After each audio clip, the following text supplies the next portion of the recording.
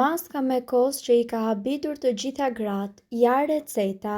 Për ato femra të cilat kanë flok të thatë të dobë dhe dëshirojnë t'i trajtojnë ato me maskat e duhura, kjo është një recetë që do t'i ndihmojë të risjellin në formë ato, t'u dhurojnë shkëlqim dhe shëndetin e duhur. Përbërësit janë 1 të bardhë vezë, 1 të 4 filxhan kos natyral të thjesht, 1 të 4 filxhan majdanoz. Rriheni të bardhën e vezës derisa të bëhet shkum. Përzieni kosin dhe majonezën dhe masazhojeni mirë mbi flok të lagur më parë me ujë. Mbulojeni me një qese plastike ose kapuç të cilin e përdorni posaçërisht kur jeni në dush. E lini maskën të qëndrojë për 30 minuta, pastaj lajeni kokën me një shampo të butë. Këtë maskë bëheni të paktën 1 herë në muaj që të shikoni rezultate të kënaqshme.